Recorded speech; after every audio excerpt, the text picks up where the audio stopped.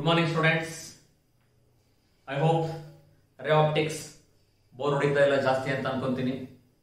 ತುಂಬಾ ನಿಧಾನಕ್ಕೆ ಹೋಗ್ತಾ ಇದೀವಿ. It's a very interesting chapter, concept oriented chapter ಆಗಿರೋದ್ರಿಂದ ಮಾರ್ಕ್ಸ್ ವೇಟೇಜ್ ಪ್ರಕಾರ 8 to 9 ಮಾರ್ಕ್ಸ್ ಬಂದ್ರು ಕೂಡ ಕಾನ್ಸೆಪ್ಟ್ ಓರಿಯೆಂಟೆಡ್ ಚಾಪ್ಟರ್ ಆಕ್ಚುಲಿ ನಮಗೆ ಇದು. ಬರೀ ಎಕ್ಸಾಮಿಗೆ ಥಿಯರಿ ಎಕ್ಸಾಮಿಗೋಸ್ಕರ ಕಲಿಯೋದಾದ್ರೆ ಬೇಗ ಮುಗಿಸ್ಬಿಡ್ಬೋದು. ಕಾನ್ಸೆಪ್ಟ್ ಜೊತೆ ಕಲ್ತ್ಕೊಂಡ್ಬಿಟ್ರೆ ನಿಮಗೆ ಎಂಟ್ರೆನ್ಸ್ ಎಕ್ಸಾಮಿಗೆ ಹೆಲ್ಪ್ ಆಗುತ್ತೆ ಅಂತ ನಾನು ಸ್ವಲ್ಪ ನಿಧಾನಕ್ಕೆ ಹೋಗ್ತಾ ಇದ್ದೀನಿ ಈ ಚಾಪ್ಟರ್ ನಿಮಗೆ. ಓಕೆನಾ? ನಿನ್ನೆ ಕ್ಲಾಸ್ ಅಲ್ಲಿ ನಾವು ಇವಾಗ ಟೋಟಲ್ ಇಂಟರ್ನಲ್ ರಿಫ್ಲೆಕ್ಷನ್ ಬಗ್ಗೆ ಓದಿದ್ವಿ. TIR ಅಂತ ಅಂದ್ರೆ when a ray of light in the denser medium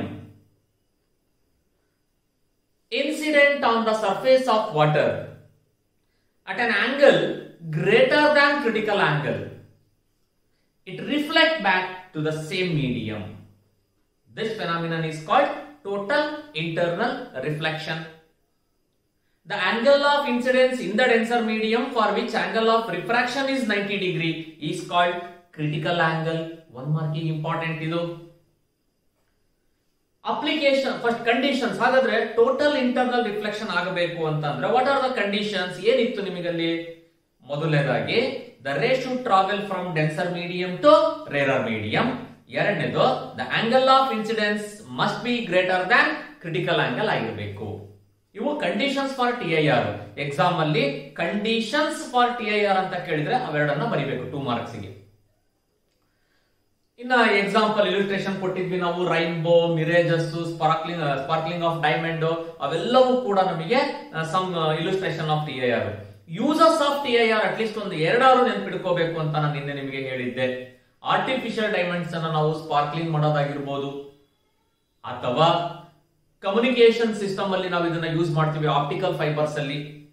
next, to rotate the ray of light by 90 degree, to rotate the ray of light by 180 degree. So ಇವೆಲ್ಲವೂ ಕೂಡ ನಮಗೆ some important applications. ಅಂದ್ರೆ 90 degree ಇದ್ರೆ periscope ಅಲ್ಲಿ use ಮಾಡ್ತೀವಿ, 180 degree rotate ಮಾಡಿದಾಗ binoculars ಅಲ್ಲಿ ನಾವು ಅದನ್ನ ಯೂಸ್ ಮಾಡಿದ್ವಿ. ಈ ತರ ಇವೆಲ್ಲ ಅಪ್ಲಿಕೇಶನ್ಸ್ ಅನ್ನ ಸ್ವಲ್ಪ ನೆನ್ಪಿಡ್ಕೋಬೇಕು ನೀವು. ಇವತ್ತು ನಾವು ಆಪ್ಟಿಕಲ್ ಫೈಬರ್ ಅಂದ್ರೆ ಏನು ಮತ್ತೆ ಅದರ ಯೂಸಸ್ ಇವತ್ತು ಓದೋಣಂತೆ. ಫಸ್ಟ್ ಆಪ್ಟಿಕಲ್ ಫೈಬರ್ಸ್ ಅಂದ್ರೆ ನಿನ್ನೆ ನಾವು ನಿಮಗೆ ಹೇಳಿದ್ವಿ total internal reflection is used in optical fibre. Optical fibre ಅಂತ ಅನ್ನೋದು ನಮಗೆ ಒಂದು ಡಿವೈಸ್ ಇದ್ದಂಗೆ. It is an optical device which works on the principle of TIR, total internal reflection base ಮೇಲೆ ವರ್ಕ್ ಆಗುತ್ತೆ. ನೋಡಿ, ಇದು ಒಂದು ಡಯಾಗ್ರಾಮ್ ಮೂಲಕ ತೋರಿಸೋದಾದ್ರೆ see, so this is an optical fibre. So inside ನಮಗೆ ಕೋರ್ ಅಂತ ಕರಿತೀವಿ ಇದನ್ನ. ಇದರ ಹೊರಗಡೆ ಇನ್ನೊಂದು ಎಕ್ಸ್ಟರ್ನಲ್ ಲೇಯರ್ ಇರುತ್ತೆ. ಆಕ್ಚುಲಿ ಇಟ್ ಈಸ್ ಕ್ಲಾಡಿಂಗ್ ಅಂತ ಕರಿತೀವಿ ನಾವು ಅದನ್ನ. It is A solid actually. Okay, ಇದು ಹೀಗೆ ಕಂಟಿನ್ಯೂಷನ್ ಇರುತ್ತೆ. ಜಸ್ಟ್ ನಾನು ನಿಮಗೆ ಇಲ್ಲಿ ಒಂದು ರೆಪ್ರೆಸೆಂಟೇಷನ್ ಗೋಸ್ಕರ ತೋರಿಸ್ತೇನೆ ಎಕ್ಸಾಕ್ಟ್ಲಿ ಹೇಗಿರುತ್ತೆ ಒಂದು ಆಪ್ಟಿಕಲ್ ಫೈಬರ್ ಅಂತ. ಈಗ ಈ ಒಳಗಡೆ ಪಾರ್ಟ್ ಏನಿದೆಯಲ್ಲ ನಿಮಗೆ, it is called core. Core ಇಲ್ಲಿ ರಿಫ್ರಾಕ್ಟಿವ್ ಇಂಡೆಕ್ಸ್ ಜಾಸ್ತಿ ಇರುತ್ತೆ, ಹೈ ರಿಫ್ರಾಕ್ಟಿವ್ ಇಂಡೆಕ್ಸ್. ಹೊರಗಡೆ ಪಾರ್ಟ್ ಏನಿದೆಯಲ್ಲ ಇದನ್ನ ಕ್ಲಾಡಿಂಗ್ ಅಂತ ಹೇಳ್ತೀವಿ ನಾವು. ಇದರ ರಿಫ್ರಾಕ್ಟಿವ್ ಇಂಡೆಕ್ಸ್ ಕಡಿಮೆ ಇರುತ್ತೆ. ನೆನಪಿರ್ಲಿ, ನಾನು ಲಾಸ್ಟ್ 2 ಪೀರಿಯಡ್ಸ್ ಬ್ಯಾಕ್ ಪಾಠ ಮಾಡಿದಾಗ ಹೇಳಿದ್ದೆ, ರಿಫ್ರಾಕ್ಟಿವ್ ಇಂಡೆಕ್ಸ್ ಕಡಿಮೆ ಇದ್ರೆ ವೆಲಾಸಿಟಿ ಜಾಸ್ತಿ, ರಿಫ್ರಾಕ್ಟಿವ್ ಇಂಡೆಕ್ಸ್ ಜಾಸ್ತಿ ಇದ್ರೆ ವೆಲಾಸಿಟಿ ಆಫ್ ಲೈಟ್ ಕಡಿಮೆ ಇರುತ್ತೆ. ನೆನಪು ಮಾಡ್ತಾ ಇರ್ಬೇಕಾಗ್ಲಲ್ಲ ಮತ್ತೆ. ಈಗ ಏನ್ ಮಾಡ್ತೀವಿ, ವೆನ್ ಎ ರೇ of light passing through this core incident at a certain angle which is greater than critical angle. Critical angle ಗಿಂತ ಜಾಸ್ತಿ ಇರ್ತಕ್ಕಂತ ಒಂದು ಪರ್ಟಿಕ್ಯುಲರ್ ಆಂಗಲ್ ಅಲ್ಲಿ ಆಂಗಲ್ ಆಫ್ ಇನ್ಸಿಡೆನ್ಸ್ ನೋಡ್ಕೊಂಡ್ವಿ ಅಂದ್ರೆ ನೋಡಿ ಏನಾಗುತ್ತೆ, ಆಗ ಮತ್ತೆ reflect back, total internal reflection ಆಗಿ ರಿಫ್ಲೆಕ್ಟ್ ಬ್ಯಾಕ್ ಆಗುತ್ತೆ.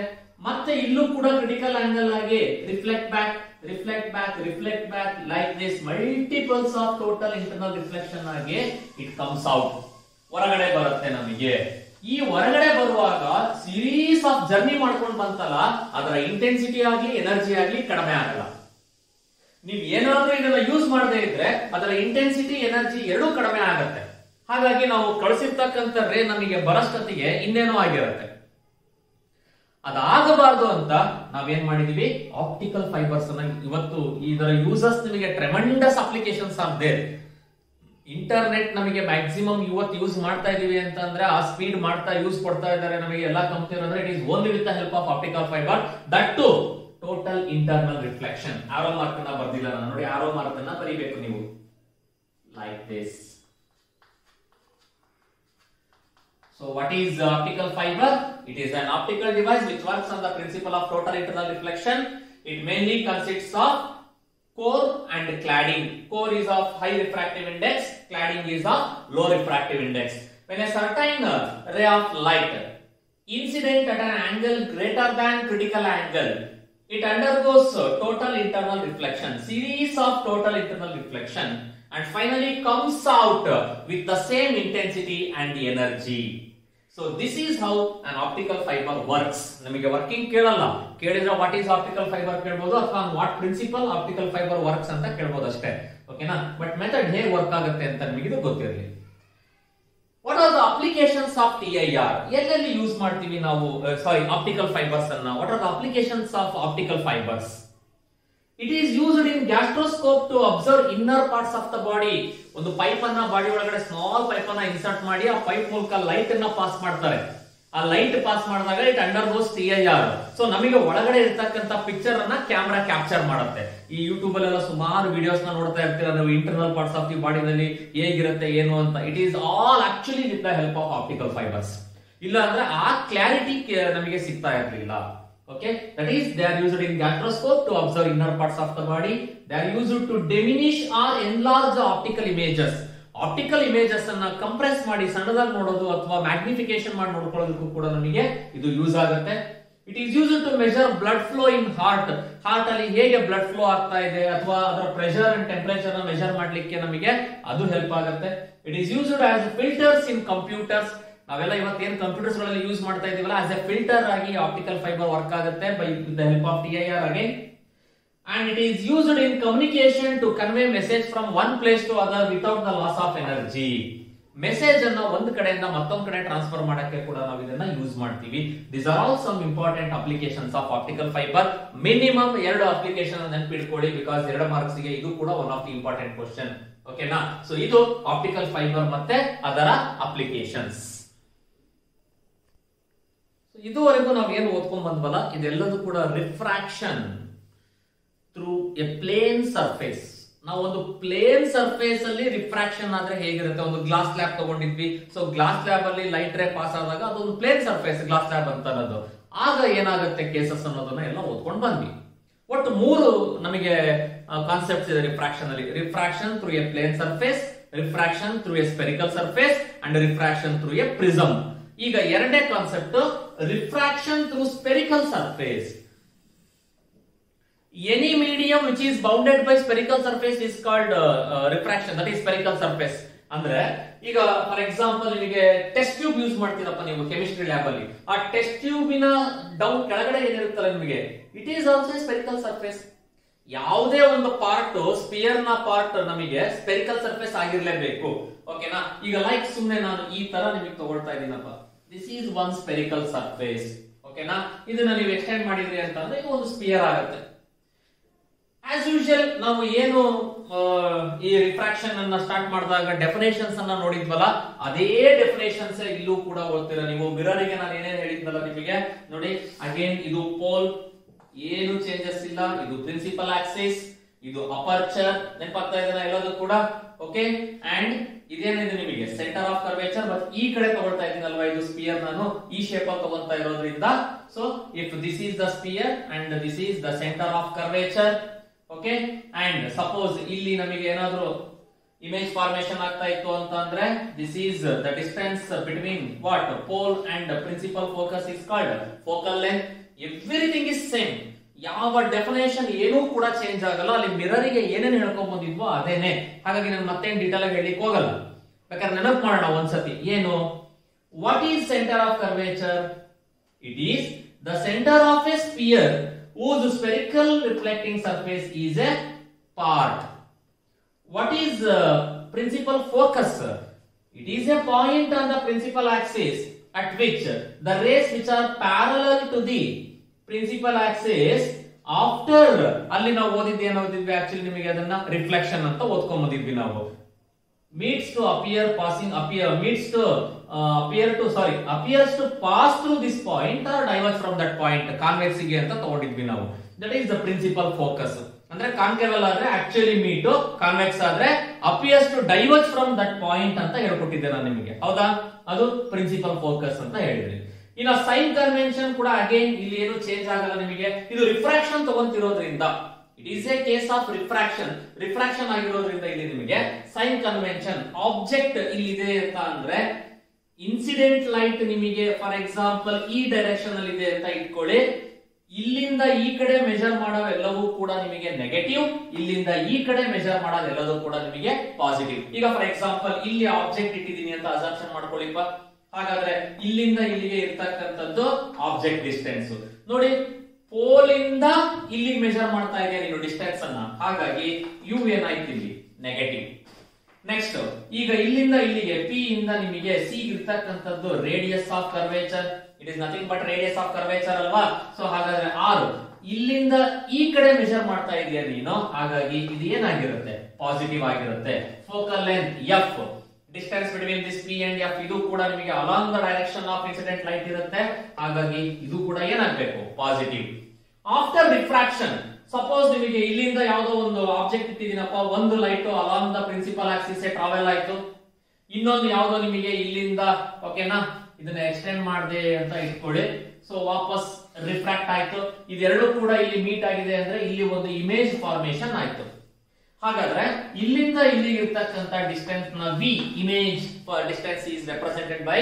ದ ಸಿಂಬಲ್ ವಿ ಹಾಗಾದ್ರೆ ವಿ ಕೂಡ ಇಲ್ಲಿ ಏನಾಗಿದೆ ಪಾಸಿಟಿವ್ ಆಗಿದೆ this is sign convention how we are next derivation ಅಲ್ಲಿ ಬರ್ಕೊಳ್ಳೋದು ಓಕೆನಾ ಆಬ್ಜೆಕ್ಟ್ ಇಲ್ಲಿಂದ ಪೋಲ್ ಇಂದ ಮೆಜರ್ ಮಾಡ್ತಾ ಇರೋದ್ರಿಂದ opposite to the direction of incident light ಇರೋದ್ರಿಂದ ನೆಗೆಟಿವ್ ಇದೆಲ್ಲದೂ ಕೂಡ along the direction of incident light ಬರುತ್ತೆ that is V F and R therefore ಅವೆಲ್ಲವೂ ಏನಾಗುತ್ತೆ ನಮಗೆ ಪಾಸಿಟಿವ್ ಆಗುತ್ತೆ ಓಕೆನಾ ಆಕ್ಚುಲಿ ನಮಗೆ ಇದರ ಮೇಲೆ ಒಂದು 5 ಮಾರ್ಕ್ಸ್ ಗೆ ಡಿರೈವೇಶನ್ ಇದೆ that is obtain the relation between n u v and r ಅಂತ ಕೇಳ್ತಾನೆ very very very important derivation ಈಗ ಅದನ್ನ ಮಾಡೋಣಂತೆ ಓಕೆ ಸೊ ಮಕ್ಕಳೇ ನಾವಿವಾಗ ಒಂದು ಇಂಪಾರ್ಟೆಂಟ್ ಡಿರೈವೇಶನ್ ಅನ್ನ ಮಾಡೋಣ 5 ಮಾರ್ಕ್ಸ್ ಗೆ ಈ ಚಾಪ್ಟರ್ ಅಲ್ಲಿ the most important derivation deduce the relation between n u v and r refractive index u ಅಂದ್ರೆ ಆಬ್ಜೆಕ್ಟ್ ಡಿಸ್ಟೆನ್ಸ್ ವಿ ಅಂದ್ರೆ ಇಮೇಜ್ ಆರ್ ಅಂದ್ರೆ radius of curvature it is image distance for refraction at a spherical surface ನಾನು ಈ ಮುಂಚೆನೆ ಬರ್ಬಿಟ್ಟಿರ್ತೀನಿ ನಾನು ಆದಷ್ಟು ಪ್ರತಿ derivation ಮಾಡುವಾಗ ಪಕ್ಕ ಫಾರ್ಮುಲಾ ಬರ್ದಿರ್ತೀನಿ ಅಂದ್ರೆ ಆ ಕ್ವಶನ್ ಓದಿದ ತಕ್ಷಣ ನೆನಪಾಗಬೇಕು ನಿಮಗೆ ಓ ಈ ಡಿರೈವೇಶನ್ ನಾವು ಮಾಡ್ತಾ ಇರೋದು ಅಂತ that is n2 by v minus n1 by u equals n2 minus n1 by r okay ಈಗ ಫಸ್ಟ್ ಅದಕ್ಕೆ ಬೇಕಾಗಿರ್ತಕ್ಕಂಥ ಒಂದು ಡಯಾಗ್ರಾಮ್ ಅನ್ನ ಬರ್ಕೊಳ್ಳೋಣ ನಾವು ಓಕೆನಾ ನಾನು ಅವಾಗಲೇ ಹೇಳಿದ್ದೆ ನಿಮಗೆ ಒಂದು ಟೆಸ್ಟ್ ಟ್ಯೂಬಿನ ಹಿಂದ್ಗಡೆ ಪಾರ್ಟ್ ನಮಗೆ ಏನಿರುತ್ತಲ್ಲ ದಟ್ ಈಸ್ ಒಂದು refracting surface that is nothing but ನಮಗೆ ಕಾನ್ಕೇವ್ ರಿಫ್ರಾಕ್ಟಿಂಗ್ ಸರ್ಫೇಸ್ ಆಗಿರುತ್ತೆ ಅಲ್ವಾ ನೋಡಿ ಈ ತರ ಬರ್ಕೊಂತೀನಿ ಇಲ್ಲಿ ನಾನು ಸ್ವಲ್ಪ ಕೆಳಗೆ ಬರೆಯೋಣ ಅಲ್ಲಿ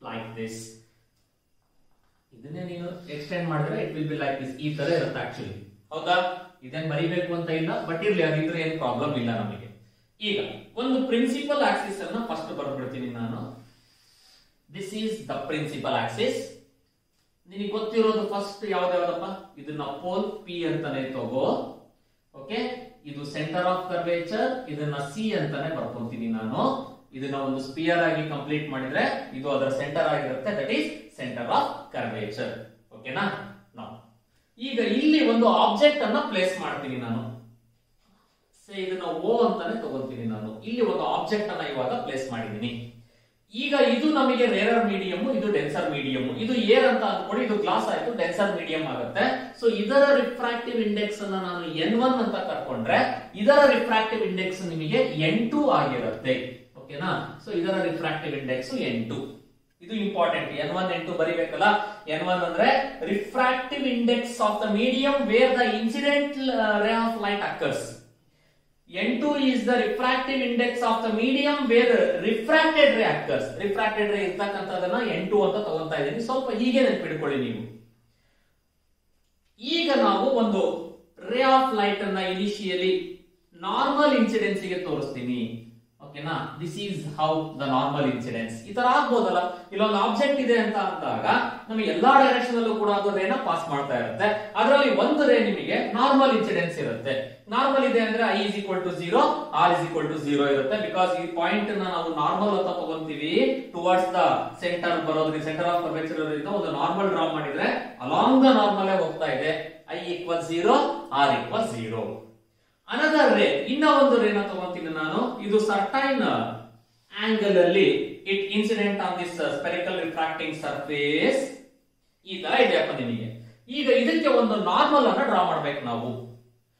rarer to denser medium. Rarer to denser medium ಇದ್ದಾಗ ರಿಫ್ರಾಕ್ಟೆಡ್ ರೇ ನಿಮಗೆ ಏನಾಗುತ್ತೆ, ಬೆಂಡ್ಸ್ ಟುವರ್ಡ್ಸ್ ದ ನಾರ್ಮಲ್. ಮತ್ತೆ ಟುವರ್ಡ್ಸ್ ದ ನಾರ್ಮಲ್ ಅಂದಾಗ ನಾರ್ಮಲ್ ಡ್ರಾ ಮಾಡ್ಬೇಕು. ಎಲ್ಲಿ ಡ್ರಾ ಮಾಡ್ಬೇಕು normal? At the point of incidence.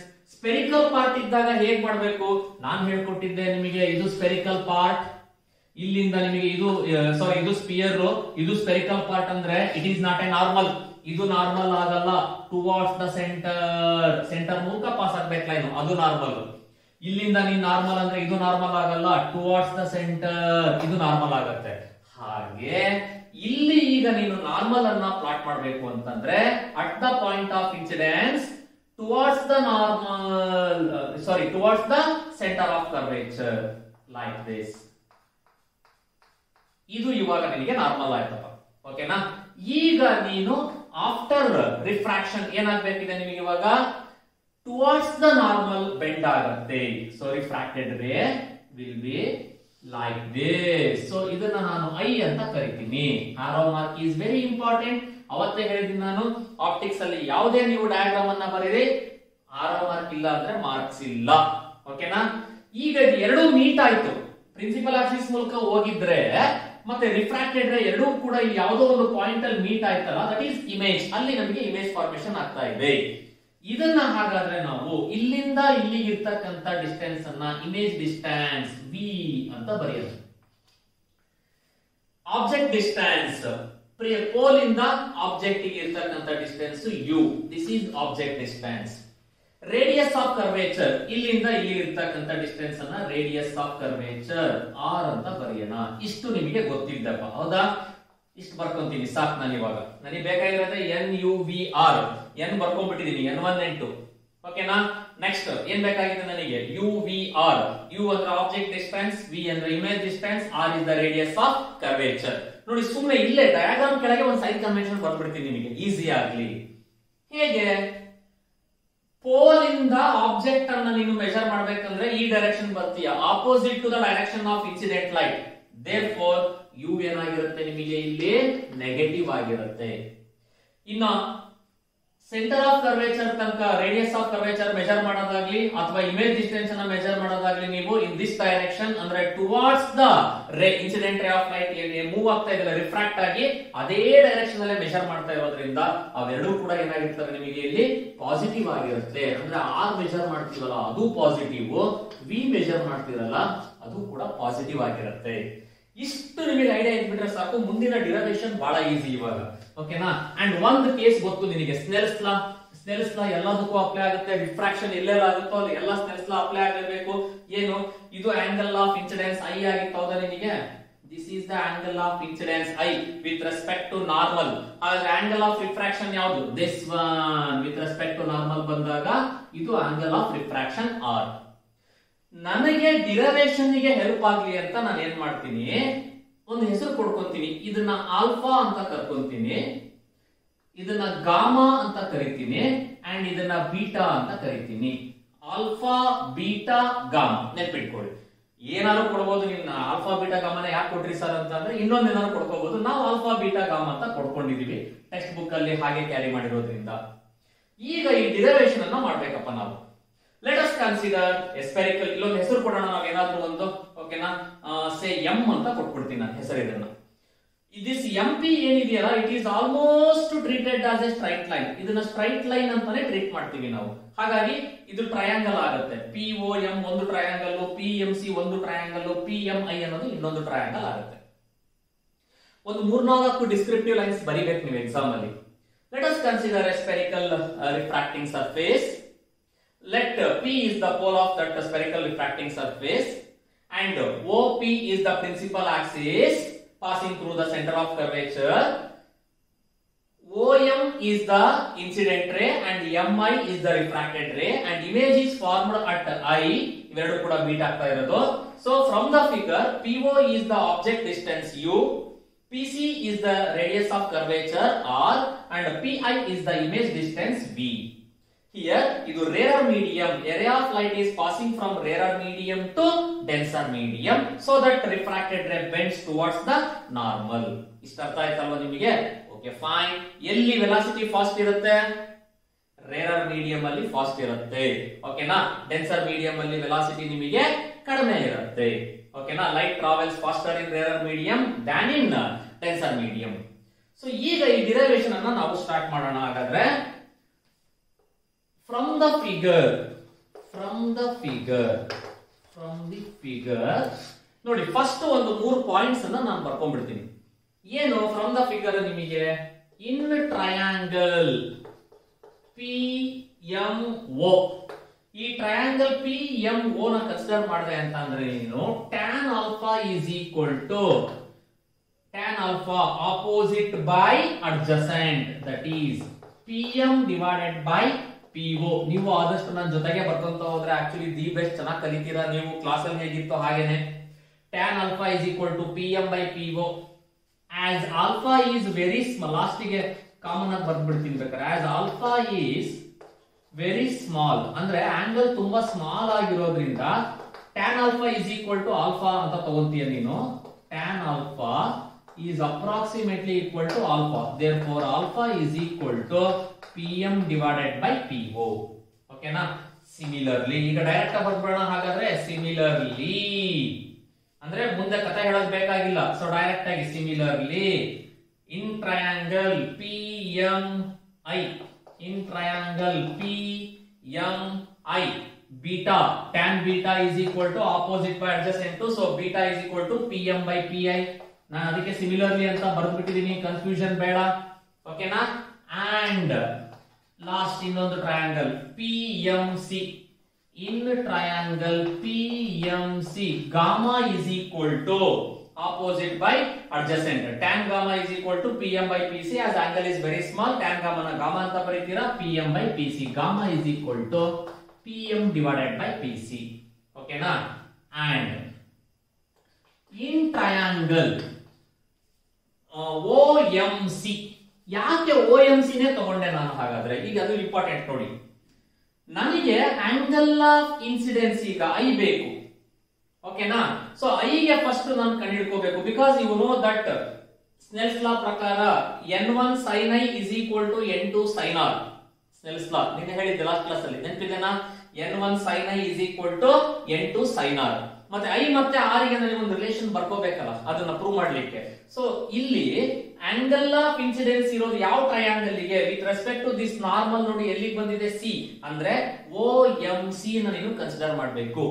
In triangle OMC, in triangle OMC ಇದು ಬಹಳ ಇಂಪಾರ್ಟೆಂಟ್ ಪಾಯಿಂಟ್. ಇವಾಗ ನಾನು ಬರೀತಾ ಇರೋದು OMC. ಇದು ಎಕ್ಸ್ಟೀರಿಯರ್ ಆಂಗಲ್. ಐ ಅಂತ ಅನ್ನೋದು ಎಕ್ಸ್ಟೀರಿಯರ್ ಆಂಗಲ್ ಆಯ್ತು. ಟ್ರಿಗ್ನೋಮೆಟ್ರಿ ನಿಮಗೆ ಜಿಯೋಮೆಟ್ರಿ ಪ್ರಕಾರ exterior angle is equal to sum of their interior angles. ಇವೆರಡು ಆಪೋಸಿಟ್ ಇರತಕ್ಕಂತ ಇಂಟೀರಿಯರ್ ಆಂಗಲ್ಸ್ ನ ಸಮ್ ಈ ಎಕ್ಸ್ಟೀರಿಯರ್ ಆಂಗಲ್ ಗೆ ಈಕ್ವಲ್ ಆಗಿರುತ್ತೆ. ಅಂದ್ರೆ ಆಲ್ಫಾ ಪ್ಲಸ್ ಗಾಮಾ ಏನಿದೆಯಲ್ಲ ನನಗೆ ಯಾವ್ದಕ್ಕೆ ಈಕ್ವಲ್ ಆಗಿರುತ್ತೆ? ಐ ಈಕ್ವಲ್ ಆಗಿರುತ್ತೆ. ಸೊ ಹಾಗಾದ್ರೆ ಏನಂತ ಬರೆಯೋಣ? In triangle OMC I is equal to alpha plus gamma. ಬರೀರಪ್ಪ. I is equal to alpha ಅಂದ್ರೆ ಏನಿದೆ? pm by PO plus gamma ಅಂತ ಅಂದ್ರೆ ಏನಿದೆ ಇಲ್ಲಿ? pm by PC. It is pm divided by PC. Let us call this as equation number 1. Okay na? Next, similarly in triangle. ಈಗ ಆರಿಗೆ ಬೇಕಲ್ಲ, ಐಗೆ ಏನೋ ಬರ್ಕೊಂಡೆ, ಅದೇ ತರ ಆರಿಗೆ ಬೇಕು ನೋಡು. 6 ನಿನಗೆ ಬೇಕು ಅಂತ ಅಂದಾಗ ಯಾವ್ಯಾವ ಟ್ರಯಾಂಗಲ್? M I C. ಓಕೆನಾ? With respect to normal R ತಗೊಂಡಿರೋದು, ವಿತ್ ರೆಸ್ಪೆಕ್ಟ್ ಟು ನಾರ್ಮಲ್ ಬಂದಿರೋದ್ರಿಂದ ಎಂ ಐ ಸಿ ಟ್ರಯಾಂಗಲ್ ಬರ್ಕೋಬೇಕು. In triangle M I C. Exterior angle ಯಾವ್ದಾಯ್ತು? ಗಾಮಾ. ಇಲ್ಲಿ gamma is the exterior angle, ಇವೆರಡು ಇಂಟೀರಿಯರ್ ಆಂಗಲ್ಸ್ ಆಯ್ತು. Gamma is equal to R plus beta, ಅಥವಾ R is equal to gamma minus beta. ಓಕೆನಾ? So what is gamma? Once again pm by pc, and minus what is beta? pm divided by pi. Let us call this as equation number 2. equation 1 and 2 ಬರ್ಕೊಂಡ್ರೆ ಮುಂದಿನದೆಲ್ಲ ಬಹಳ easy. ಗೊತ್ತಾಯ್ತಾ? ನಿನಗೆ i ಗೆ ಮತ್ತೆ r ಗೆ value ಬೇಕು Snell's law apply ಮಾಡ್ಕೊಳ್ಳಿಕ್ಕೆ. So i ಇರೋ triangle ಯಾವುದು? ಅದನ್ನ ಕನ್ಸಿಡರ್ ಮಾಡ್ಕೊಂಡೆ. Exterior angle is equal to sum of the interior angles. ಅದೇ ತರ r ಗೆ ಇಕ್ವೇಶನ್ ಬೇಕಿತ್ತು, MIC ಟ್ರಯಾಂಗಲ್ ನ ತಗೊಂಡ್ರೆ r ಗೂ ಕೂಡ ಸಿಕ್ತು. ಈಗ ಫ್ರಮ್ ಸ್ನೆಲ್ಸ್ ಲಾ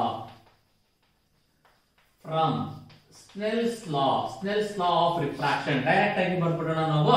ಸ್ನೆಲ್ಸ್ ಲಾ ಪ್ರಕಾರ n1 sin i by sin r is equal to, ನೀವೇನಂತ ಬರೀತಿರಲ್ಲ, n1 by n2 by n1. therefore n1 sin i is equal to n2 sin r.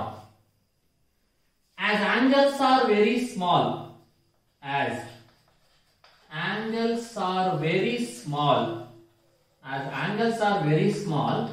sin i is approximately equal to I, and sin r is approximately equal to r. Therefore, ಏನಂತ ಬರೀಬಹುದು?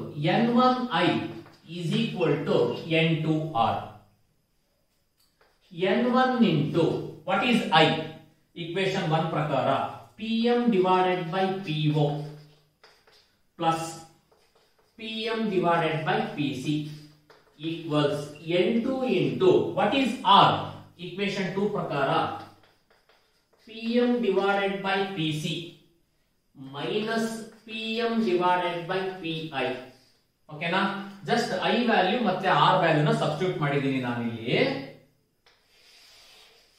ಈಗ ಈ pm po pm pc ಎಲ್ಲದನ್ನು ಕೂಡ diagram ಅನ್ನು ನೋಡಿ substitute ಮಾಡ್ತಾ ಬನ್ನಿ, ಏನೇನಾಗುತ್ತೆ.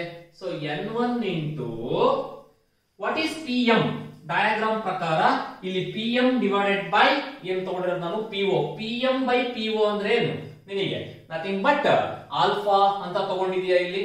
And then ಸಾರಿ, ಅದೇ ಬೇಕಾಗಿಲ್ಲ, ಆಲ್ರೆಡಿ ನೀನು i ಮತ್ತೆ r ತಗೊಂಡಿರೋದ್ರಿಂದ ಕಾಮನ್ ತೆಗೆದು ಸಿಂಪ್ಲಿಫೈ ಮಾಡ್ತಾ ಬಂದ್ಬಿಡ್ತೀನಿ. It is n1 into taking pm common, ಏನಾಯ್ತು ನಿನಗೆ? 1 by po 1 by pc. ಇಲ್ಲೂ pm ಕಾಮನ್ ತೆಗೆದ್ರೆ ಬರ್ಬಿಡ್ಲಾ ಡೈರೆಕ್ಟ್ ಆಗಿ? ಹಾಗಾದ್ರೆ ಅದನ್ನ ಮತ್ತೆ ಯಾಕೆ ಇನ್ನೊಂದು ಸ್ಟೆಪ್, ಇಲ್ಲಿ ಜಾಗ ಇಲ್ವಲ್ಲ ಬೋರ್ಡ್ ಅಲ್ಲಿ, ಅದಕ್ಕೆ ಇಲ್ಲೂ pm ಕಾಮನ್, ಇಲ್ಲೂ pm ಕಾಮನ್ ತೆಗೆದ್ರೆ pm ಕ್ಯಾನ್ಸಲ್ ಆಯ್ತು. ಸೊ ಹಾಗಾದ್ರೆ ಏನು ಉಳಿತು? n1 by po plus n1 by pc equals n2 divided by pc minus n2 divided by pi. ಇದರ್ಥ ಆಯ್ತಾ? ಇವಾಗ pm ಕಾಮನ್ ತೆಗೆದಿದ್ದೆ, ಎರಡು ಕಡೆ ಕ್ಯಾನ್ಸಲ್ ಆಗಿ n1 ಇಂದ ಮಲ್ಟಿಪ್ಲೈ ಮಾಡಿದಾಗ n1 by po plus n1 by pc, n2 by pc minus n2 by pi. ಈಗ ನೋಡಿ po ಅಂದ್ರೆ ಏನು? Object distance. po is equal to u and it is a negative. ಅಲ್ಲಿ ಬರ್ಬಿಟ್ಟಿದೀವಿ ಮುಂಚೆನೆ. ನೆಕ್ಸ್ಟ್ pc ಅಂತ ಅಂದ್ರೆ ಏನು? Radius of curvature r which is positive. Next pi ಅಂತ ಅಂದ್ರೆ ಏನು? Image distance v and it is also positive. ಇದನ್ನ ಮೇಲ್ಗಡೆ ಈಕ್ವೇಶನ್ ಗೆ ಸಬ್ಸ್ಟಿಟ್ಯೂಟ್ ಮಾಡಿ. n1 divided by po u ಅಂದ್ರೆ negative, n1 by minus u plus n1 by pc ಅಂದ್ರೆ r equals n2 by pc ಅಂದ್ರೆ n2 by r minus n2 divided by pi ಅಂದ್ರೆ v.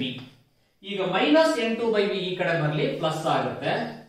So n2 by v minus n1 by u equals n2 by r plus n1 ಆ ಕಡೆ ಹೋದ್ರೆ minus ಆಯ್ತು, minus n1 by r. Simplify form ಅಲ್ಲಿ ಬರೆದ್ರೆ n2 by v minus n1 by u equals n2 minus n1 divided by r. So this is the relation between refractive index n object distance u, image distance v, and radius of curvature r. So this is how we are going to derive the relation between n, u, v and r for refraction at a spherical surface. So as time ತುಂಬಾ ಆಗಿದೆ ಇವತ್ತು actually ಇಲ್ಲಿ ನಿಲ್ಸಿರೋಣ. ನಾಳೆ class ಅಲ್ಲಿ ಬೇಕಾದ್ರೆ ಇನ್ನೊಂದ್ಸಲ ಇದನ್ನ explain ಮಾಡಿ ಕಂಟಿನ್ಯೂ ಮಾಡ್ತೀನಿ. ಓಕೆನಾ? Thank you.